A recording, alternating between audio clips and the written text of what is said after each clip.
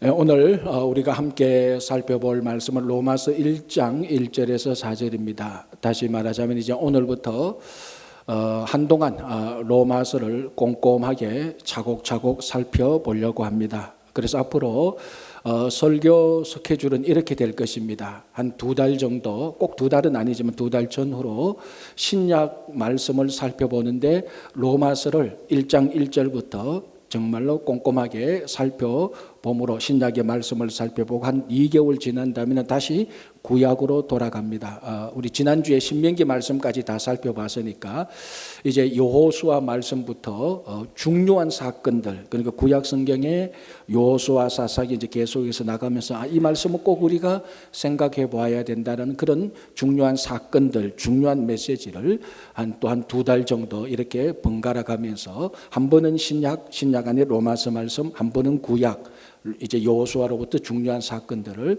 이렇게 번갈아 보면은 신약과 구약을 1년 동안 계속해서 균형 잡히게 바라보게 될 것입니다. 그래서 오늘은 이제 첫 번 로마서를 살펴보는 첫 번 날입니다. 그래서 오늘 본문은 로마서 1장 1절에서 4절입니다. 사실은 7절까지 인사말을 살펴봐야 되는데 4절까지 잡았지만 오늘 첫 번째 1절에 오늘은 국한하여서 한번 살펴보려고 합니다. 먼저 본문으로 들어가기 전에 로마서를 살펴보는 첫날이니까 로마서 서론 아주 간략하게 좀 살펴보려고 합니다. 로마서는 누가 왜 무엇 때문에 언제 기록됐는가 그것을 말하자면 로마서는 사도 바울이라는 사람이 로마 교회에 있는 교인들에게 편지한 내용입니다. 이것은 뭐 소설도 아니고 동화도 아니고 수필도 아니고 로마 교회 교인들에게 바울이 편지를 한 것입니다. 그러니까 로마서 1장부터 16장까지는 되게 꽤 양이 많죠. 그러니까 이만큼 긴 편지를 썼습니다. 언제 썼느냐? AD 55년에서 58년경으로 봅니다. 그러니까 예수님께서 돌아가셨다가 부활하시고 성천하시고 난 다음에 한 세대의 끝자락, 그때쯤 바울이 썼는 편지입니다. 바울이 로마 교회 교인들한테 편지를 썼는데 바울이 로마 교회 교인들을 이 편지를 쓸 당시에 로마 교회 교인들을 한 번도 만난 적이 없습니다. 그리고 한 번도 얼굴 본 적도 없고, 그리고 다른 우리가 신약 성경을 보면 고린도전서, 에베소서, 갈라디아서 이런 편지들은 바울이 개척한 교회입니다. 그래서 거기에 있는 성도들을 사도 바울이 잘 알고 그 내부 사정도 훤하게 알고 있고 어떤 문제가 생겼다면 거기에 누가 연관되어 있을 것이라는 것조차도 바울은 다 알고 있었습니다. 그러나 유일하게 로마서만은 바울이 전혀 모르는, 바울이 개척한 교회도 아니고 전혀 모르는 교인들인데 거기에 바울이 로마서를 쓰게 된 것입니다. 왜 썼을까요? 쉽게 한마디로 말하자면 선교 지원을 받기 위해서 썼는 것입니다. 바울의 선교 목적, 그러니까 이것은 바울의 삶의 목적인데 바울의 삶의 목적은 땅끝까지 복음을 전하는 것이었습니다. 그래서 그 당시의 땅끝은 서바냐, 오늘날의 스페인으로 생각했습니다. 자, 그 당시에는 지구가 둥글다는 생각을 하지 않았습니다. 지구가 네모나가 있으니까 한 지점에서 끝까지 가면은 땅끝에 도달해서 지구 땅끝에 도달해서 툭 떨어질 것이라 이렇게 생각을 했습니다. 그때 땅 쪽에 한쪽에 있는 끝, 그게 서바냐, 스페인이라고 생각하고 바울은 스페인까지 복음을 전하는 것이 자기 선교의 소명이라고 생각을 했습니다. 그래서 스페인으로 가는 길에 바울이 로마를 들러서 로마 교회 교인들을 만나고 거기에 교인들이 있다고 하니 교인들을 만나고 그 사람들로부터 지원을 받아서 로마에서 스페인으로 가려고 그래서 했는데, 그래서 로마에 가기 전에 먼저 편지를 써서 문안도 드리고 내 삶의 목적이 이것이 다 알리고자 해서 편지를 썼습니다. 또 한 가지 목적은 바울이 로마 교회에 있는 교인들의 이야기를 들었습니다. 이야기를 듣고 보니까 이런 문제들이 좀 있었습니다. 문제 없는 교회가 없습니다. 그 당시도 똑같지만은. 그래서 바울이 그 문제를 듣고 내가 마침 가는 길에 지금 편지를 쓰려고 하니 로마 교회에 있는 그런 문제들에 대해서도 내가 해법을 제시하겠습니다라고 해서 로마서를 썼습니다. 그래서 우리가 나중에 보겠지만은 로마 교회에 몇 가지 문제들이 나타나는데 그 문제들에 대한 바울의 해법이 나타납니다. 그래서 우리가 나중에 보고요. 그래서 이런 크게 보면 두 가지 목적으로 로마서를 기록하게 되는데 이렇게 로마서를 기록하면서 예수 그리스도에 대한 놀라운 진리가 나타나고 복음의 엄청난 능력이 나타나는 것을 기록하게 되는 것입니다. 그래서 성경 66권 가운데 이 로마서만큼 복음이 명확히 제시되어 있고 복음의 능력이 확실하게 나타난 성경은 없습니다. 그래서 우리가 예수 그리스도를 믿고 여러분들이 성경을 읽는다면은 로마서를 건너뛸 수가 없습니다. 반드시 읽고 이 로마서 안에 담겨져 있는 복음이 무엇인지 그리고 복음의 능력이 무엇인지 그것을 확실히 알고 믿고 우리가 받아들임으로 복음의 능력을 경험하게 되는 것입니다. 그래서 이제 오늘부터 로마서 1장 1절 첫 구절 첫 단어부터 우리가 시작할 텐데 앞으로 이 로마서를 우리가 함께 나누면서 여러분들 이 로마서를 기대하셔도 됩니다. 절대로 후회하지 않습니다. 제 설교는 기대하지 않아도 되는데 로마서는 기대해도 됩니다. 이 로마서에 나타난 복음의 능력이 지난 기독교 2000년간을 우리가 살펴보면은 엄청나게 많은 능력이 나타났습니다. 예를 들자면 가장 제가 간략하게 정리하면은 어거스틴이라는 사람, 우리가 참 많이 들었던 사람이지 않습니까? 어거스틴은 17살 때 이미 사생활을 낳고 온갖 종교, 온갖 철학, 온갖 진리를 다 떠돌아다닙니다. 그래도 이 어거스틴이 하나도 변화되지 않고 감동이 없었는데 로마서 말씀을 읽고 특별히 로마서 13장 이제 나중에 그때 되면 우리가 더 정확히 보겠지만 로마서 말씀을 듣고 읽음으로 말미암아 삶이 완전히 변화되는 그래서 가톨릭, 개신교, 기독교 통체, 기독교 전체를 합해서 가장 유명한 가장 훌륭한 성인이 되는 것입니다. 그렇게 되는데 로마서에 나타난 복음의 능력이 결정적입니다.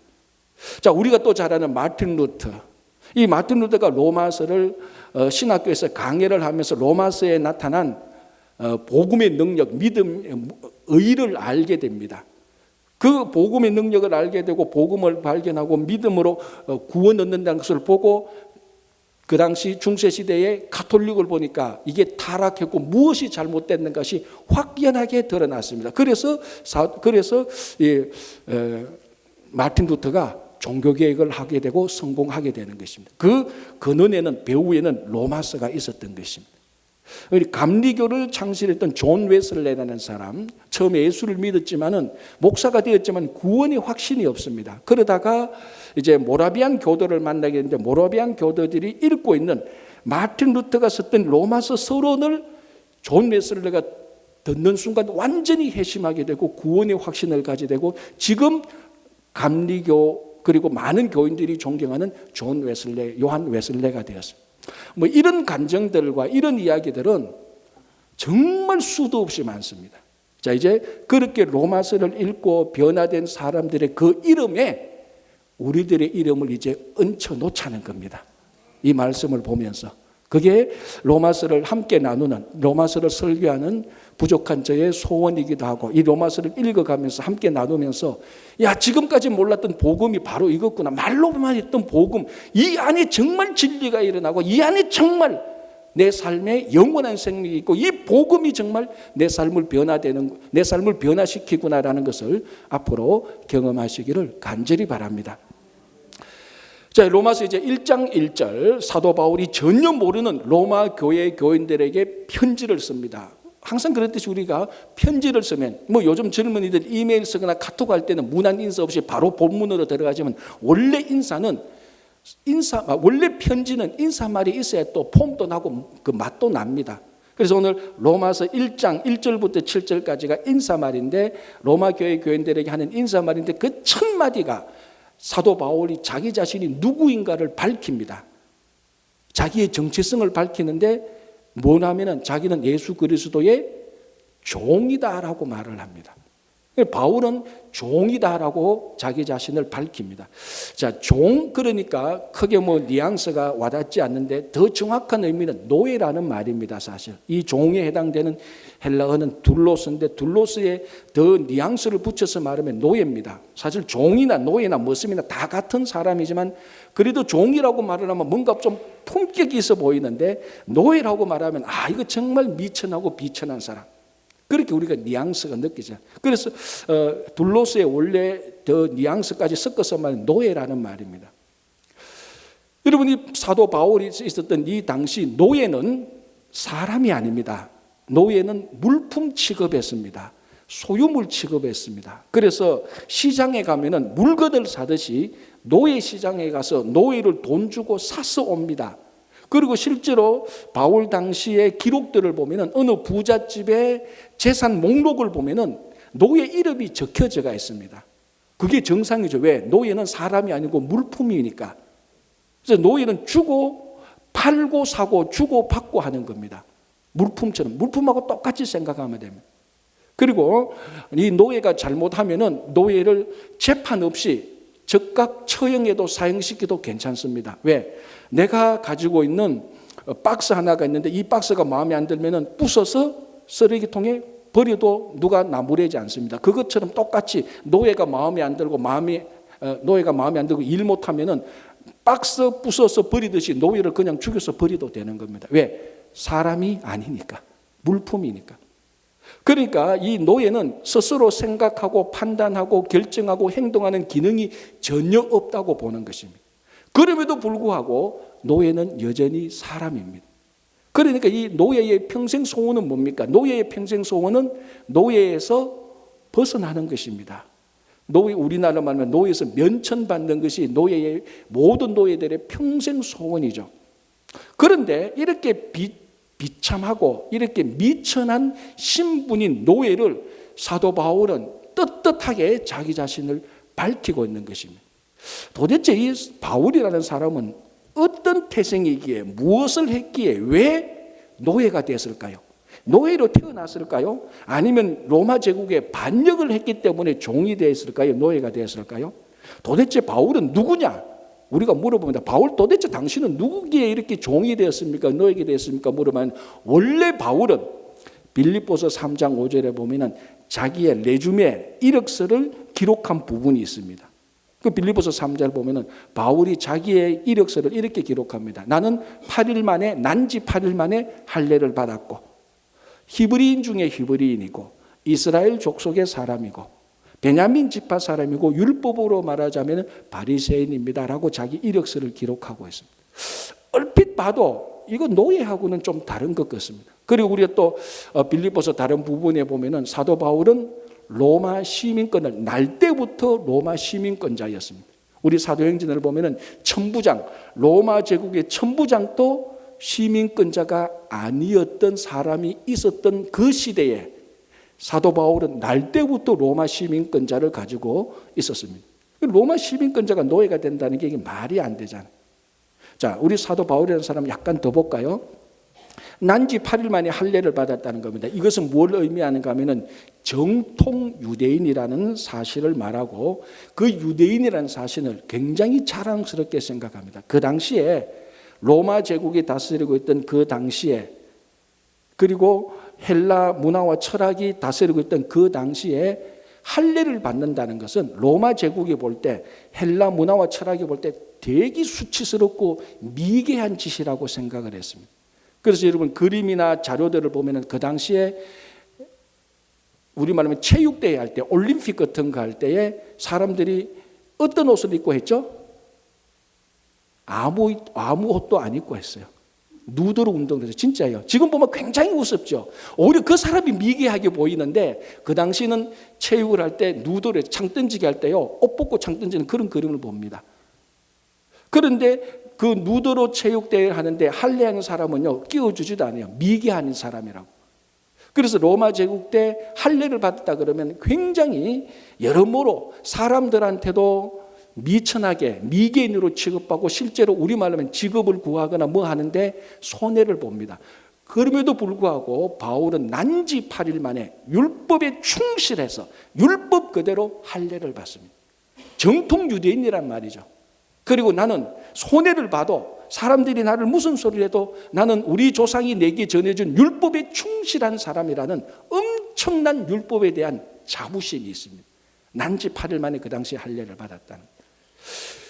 그리고 바울이 베냐민 지파잖아요. 이미 그 당시에 한물 같지만 그래도 베냐민 지파는 왕족이에요. 로얄 패밀리입니다. 이스라엘의 첫 번째 왕 사울이 베냐민 지파였고, 그래서 바울의 원래 이름도 사울이었습니다. 아마 그 집안에, 베냐민 지파 집안에 이 바울이 사울처럼 어떤 위대한 출세하고 성공한 사람이기를 바랬던 의미에서 아마 사울이라고 했을 겁니다.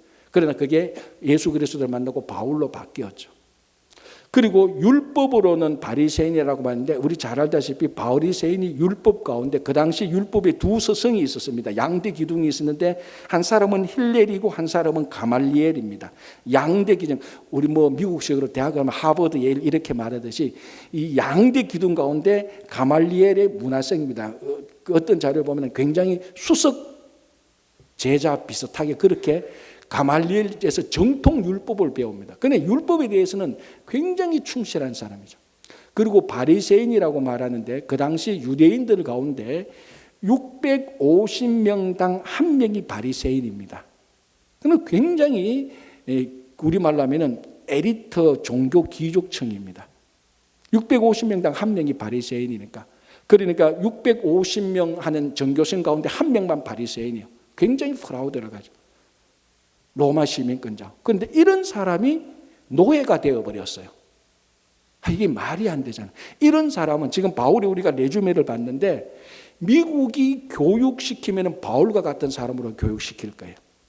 미국 교육의 목적이, 제가 자료가 있는데 미국의 1970년대 이후에 미국의 고등 교육의 목적이 4가지인데 제가 한번 읽어드릴게요. 이게 어떤 사람을 교육시키는 게 미국의 목적인가? 첫 번째, 지식을 습득하며 지성의 능력을 키운다. 둘째, 사회의 생산적인 일과 경제적 책임을 질 수 있도록 키운다. 셋째, 복잡한 사회에 대처하는 사회성을 준비하는 사회적, 시민적 의식을 함양한다. 넷째, 개인의 재능을 발굴하고 자유의사 표현을 발전시킨다.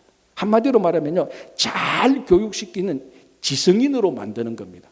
사도 바울은 그 당시 최고의 지성인이고 성공한 엘리트였습니다. 전도 유망합니다. 모든 면에 있어서 바울은 우리말로 하면 모든 교육 사람들이, 학부모들이 자기 아들과 딸을 교육시켜서 바울처럼 만들려고 했던 사람입니다. 롤 모델입니다.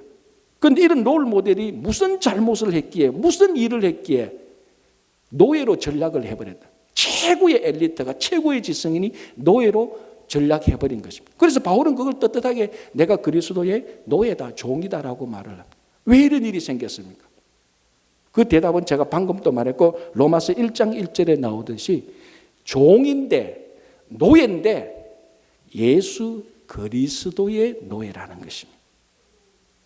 여기에 정답이 있습니다.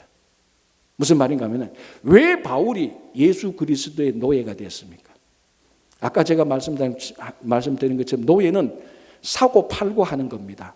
내가 노예 시장 가서 이 A라는 노예의 몸값을 지불하고 이 노예를 내가 사가오면은 이 노예는 나의 종이 되는 거예요. 내가 마음대로 부리는 거예요. 그리고 이 종은, 이 노예는, A라는 이 종은 나를 주인님이라고 불러야 되는 거예요. 왜? 내가 돈 주고 샀으니까.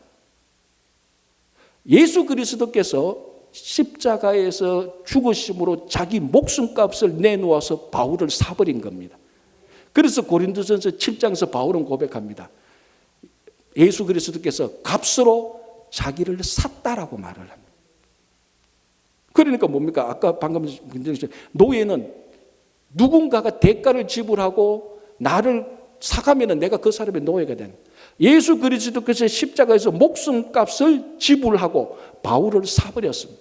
그런데 바울은 예수 그리스도의 종이 되는 것이 맞죠.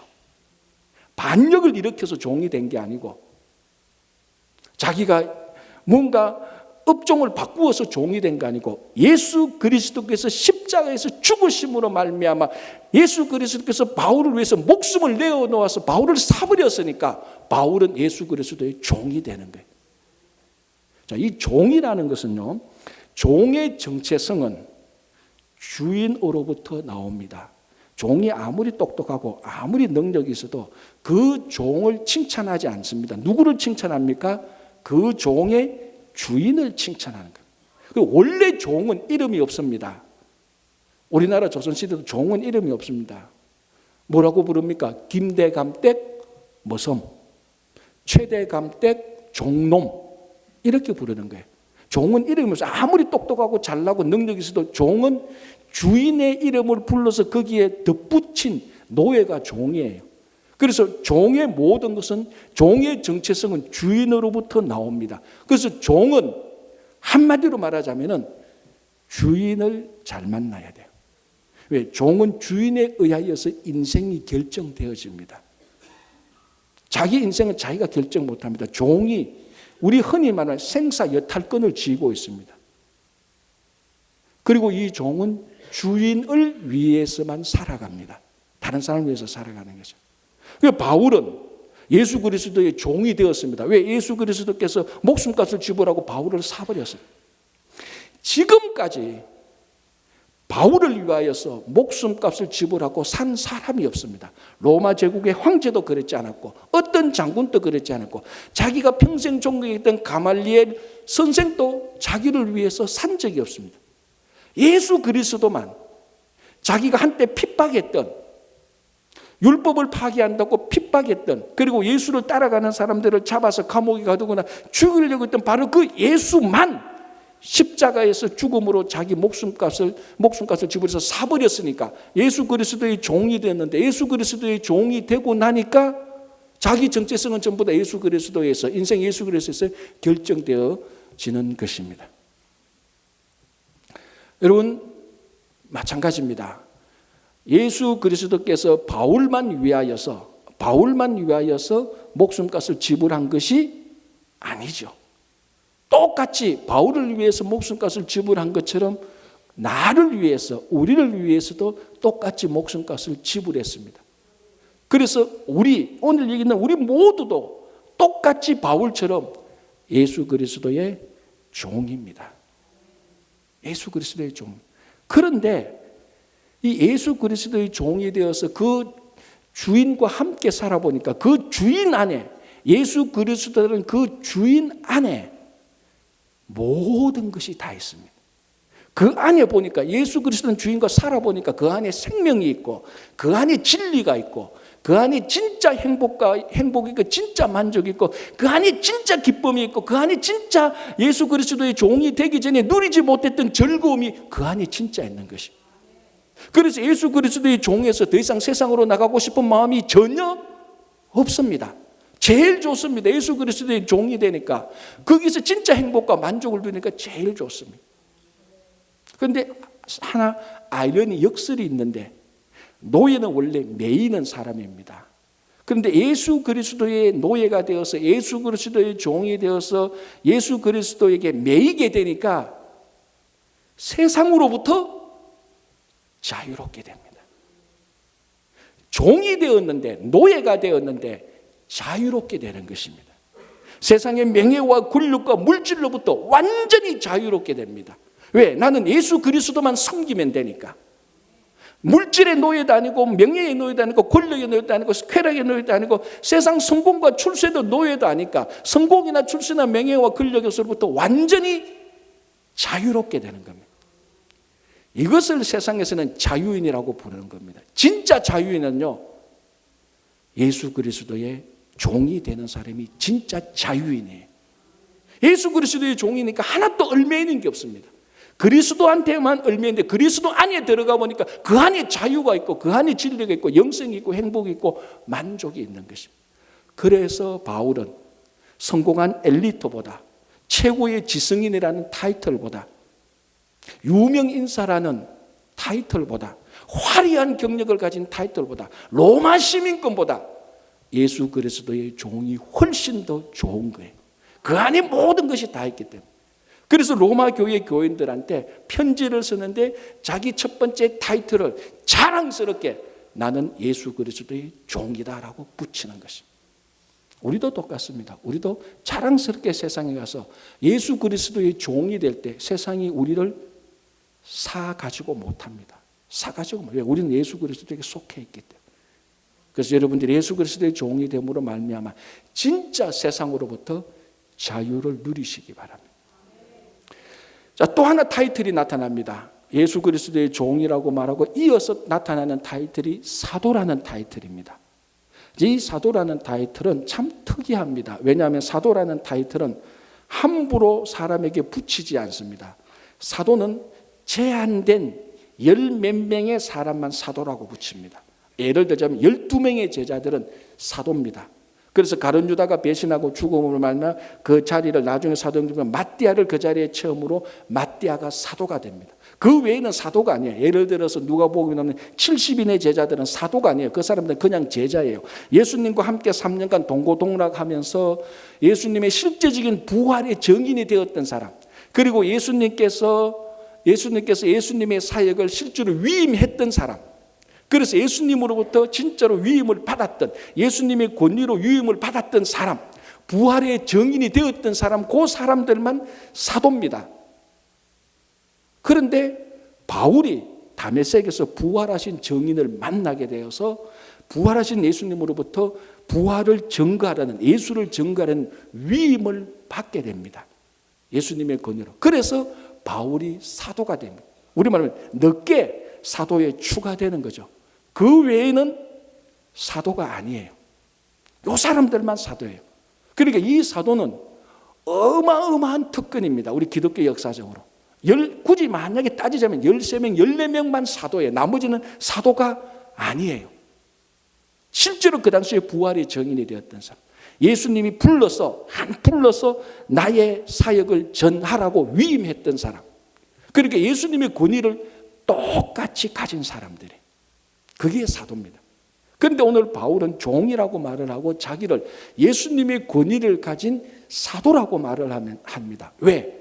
이제 내가 쓰는 이 편지는 인간 바울이 쓰는 편지가 아니라 예수님의 권위를 가진 사도가 쓰는 편지이기 때문에 이 편지의 모든 내용은 예수님의 권위가 있는 내용이기 때문에 믿어도 된다는 겁니다. 아니, 믿어야 된다는 겁니다. 우리말로 하면 인간 바울이 쓰는 편지는 안 믿어도 됩니다. 나는 부족하고 연약하고 쓰다 보면 틀릴 수도 있고 쓰다 보면 편견이 들어갈 수 있지만 사도로 쓰는 편지, 예수 그리스도께서 위임하고 예수 그리스도의 권위를 받아서 쓰는 편지는 내가 쓰는 편지가 아니고 예수님이 쓰는 편지하고 같습니다. 여러분들은 이 모든 내용을 받아야 됩니다. 믿어도 됩니다. 걱정하지 마십시오. 염려하지 마십시오라는 의미가 담겨져 있습니다. 여러분, 옛날에 요즘은 모르겠습니다. 요즘도 가끔 그런 게임을 하죠. 교회에서 친교할 때 이 게임을 많이 했죠. 사이먼 가라사대 이 게임 많이 했죠. 알죠? 뭡니까? 자, 이제 행사를 하려는데 좀 분위기가 어색해요. 그러니까 분위기, 영어로 하면 이제 그 아이스 브레이크란 말이죠. 아이스 브레이크인데 사이먼 가라사대 게임 합니다. 이런 말하면서 사회자가 내가 사이먼 가라사대 하고 하는 말을 따라해야 됩니다. 근데 그 말이 빠지면은 따라하면 안 됩니다. 예를 들어서 사이먼 가라사대 일어서서야 하면은 어떻게 해야 되죠? 일어서죠. 사이먼 가라사대 앉아서야 하면 앉는 거죠. 해봤죠? 안 해보신 분들 한번 해봅시다. 설교하면서 별거 다 하는데 한번 해보세요. 재밌어요. 자, 잘 들으셔야 됩니다. 잘하는 사람은 혹시 모르는 상품은 줄 수도 있고 못하는 사람 벌칙도 세울 수 있는데 게임이니까 사이먼 가라사대 오른손을 드십시오. 예, 아우 잘하세요. 내리십시오. 내린 사람 다 잘못됐죠. 사이먼 가라사대 얘기 안 했잖아요. 요거예요, 요거. 사이먼 가라사대 내리라고 하니까 내리라고 내려요. 그래서 모든 게임을 마치는 사이먼 가라사대 이 게임을 마칩니다 하면 게임이 끝나는 거예요. 이게 참 재밌어요, 그죠? 왜 이 게임을 하면서 뭐가 중요한가 하면은 사이먼 가라사대라는 말을 할 때 그 다음에 나오는 말은 절대적인 권위가 있습니다. 그 게임 안에 있어서. 근데 아무리 좋은 말이라도 사이먼 가라사대라는 말이 없으면은 하면은 안 돼요. 사이먼 가라사대 말이 붙어야 그 말을 믿고 따라갈 수 있습니다. 그래서 저는 교육자 부교육자 할 때 가끔 이제 이렇게 게임할 때는 그 사이먼 가라사대 말을 바꾸었습니다. 예수 가라사대로 바꾸었어요. 훨씬 더 게임이 권위가 있더라고요. 우리 중고등부나 청년부 와서 사이먼 가라사대 바꿔서 자 예수 가라사대 말을 하면 하십시오라고 말하고 예수 가라사대 일어서셔야 하면 일어서고 예수 가라사대 다 5바퀴 도시어 그러면 막 돌아요. 사회자 되게 재밌어요. 그거 해보면요. 말 한마디에 다 막 왔다 갔다 해요. 예수 가라사대만 말하면 다 막 왔다 가요.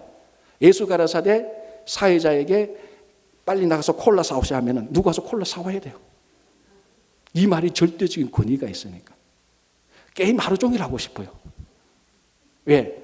예수 가라사대라는 말의 절대적인 권위. 바울이 사도로서 쓰는 로마서 편지의 제일 앞에 예수 가라사대라는 말이 있는 거하고 마찬가지라는 겁니다.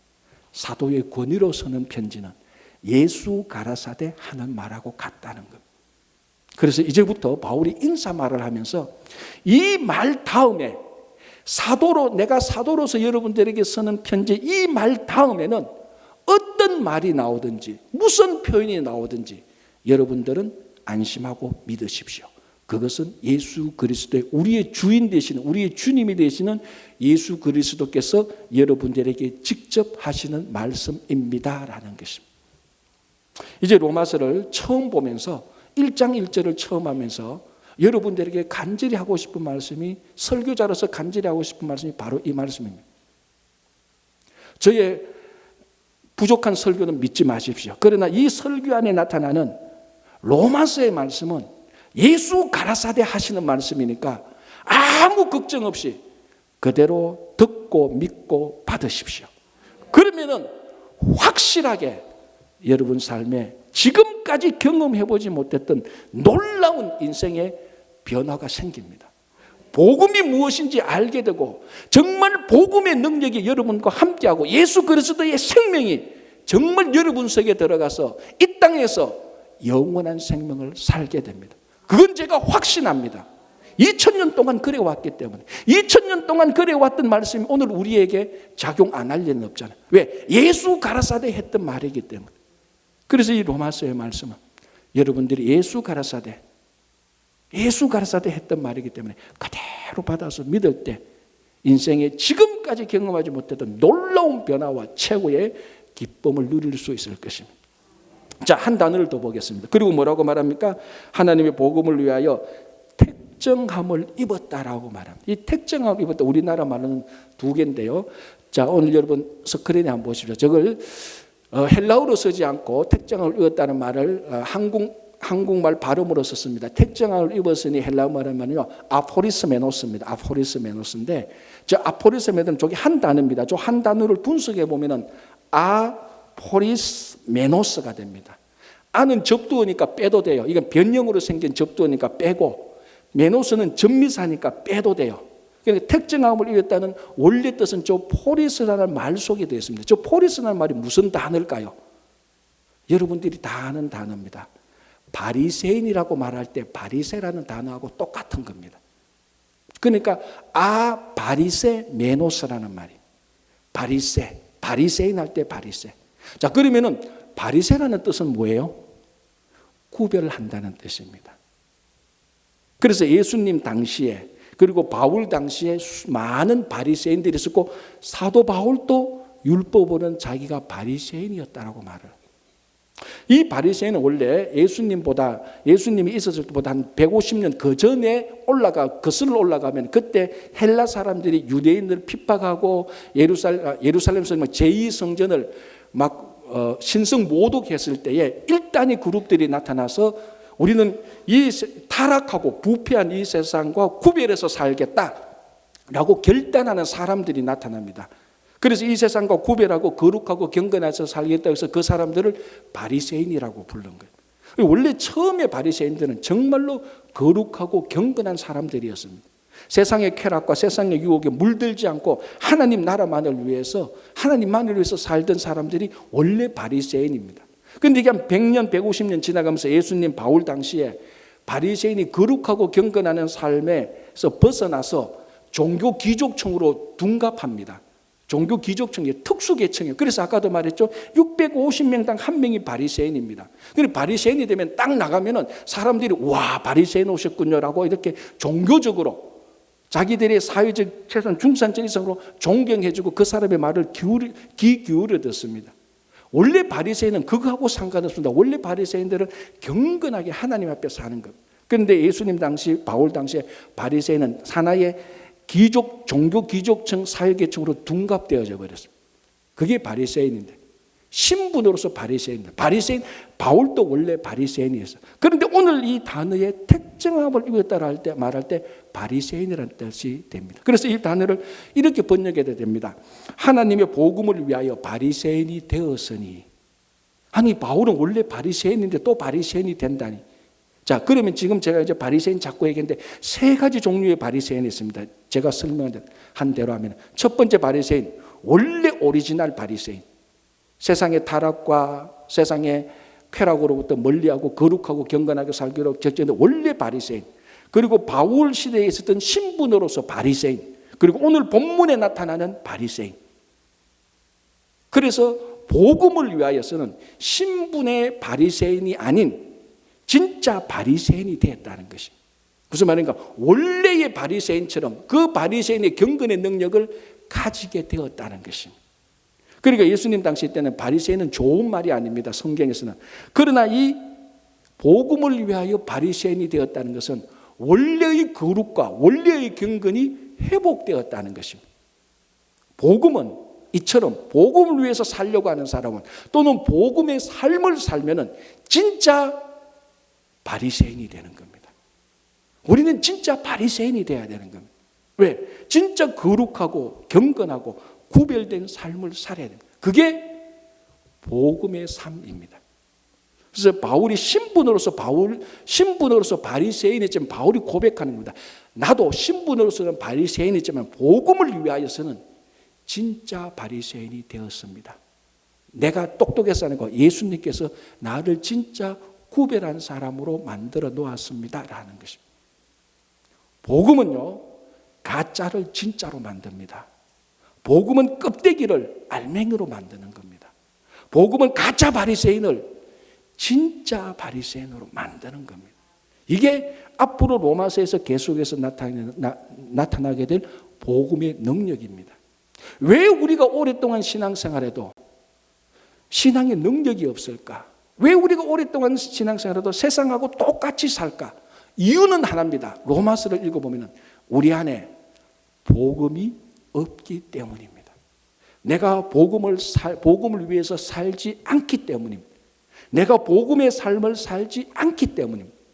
그래서 우리도 어쩌면은 신분상의 바리새인처럼 교회 바리새인이 되어버렸습니다.